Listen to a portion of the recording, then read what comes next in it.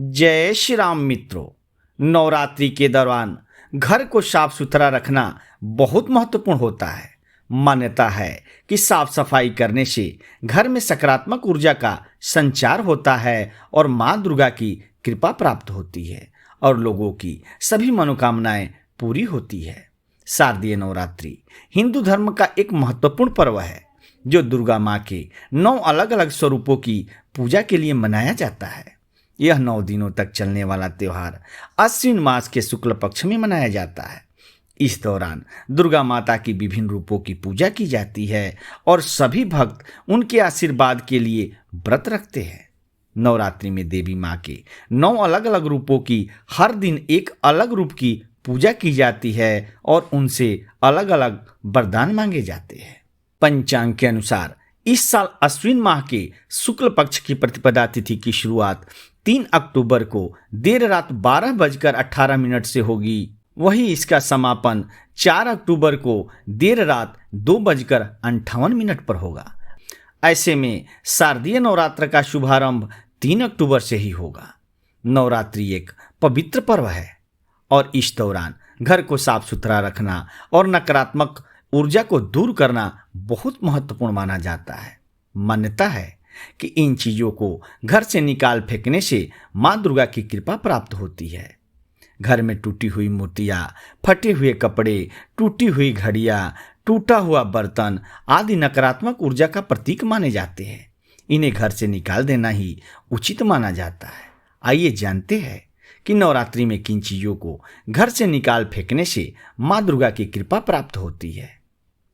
जिसमें पहला है खंडित मूर्ति। कहा जाता है कि घर में खंडित मूर्ति के रहने से नकारात्मकता बनी रहती है।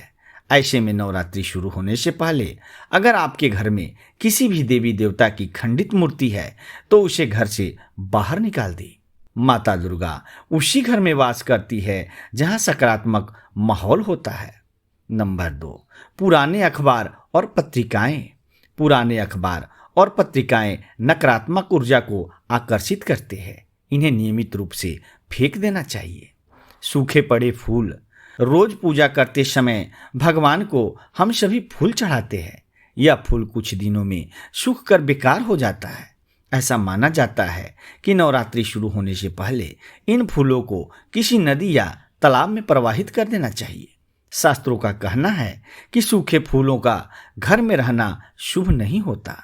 नंबर 4, कबाड़। घर में पड़ा हुआ कबाड़ नकारात्मक ऊर्जा को बढ़ाता है। इसे नियमित रूप से साफ करना चाहिए। हो सके तो नवरात्रि से पहले घर पर बेकार पड़ा हुआ कबाड़ हटा देना चाहिए। नंबर 5, पुराने जूते चप्पल। नवरात्रि शुरू होने से पहले घर से फटे पुराने जूते चप्पलों को भी घर से निकाल फेंके। अगर आपके घर में नवरात्रि के दौरान फटे पुराने जूते चप्पल है तो आपको पूजा का पूर्ण फल नहीं मिलेगा। नंबर 6, टूटी हुई झाड़ू। वास्तुशास्त्र के अनुसार हिंदू धर्म में झाड़ू को लक्ष्मी का प्रतीक माना गया है। अगर घर में टूटी झाड़ू पड़ी हो तो नवरात्रि शुरू होने से पहले घर से बाहर निकाल दें। कहा जाता है कि टूटी झाड़ू घर में रहने से वास्तु दोष लगता है और नकारात्मक ऊर्जा आती है। इसलिए नवरात्रि शुरू होने से पहले घर से टूटी झाड़ू निकाल फेंके। नंबर 7, अनावश्यक सामान। जो चीजें आप लंबे समय से इस्तेमाल नहीं कर रहे हैं उन्हें दान कर दे या घर से बाहर फेंक दें।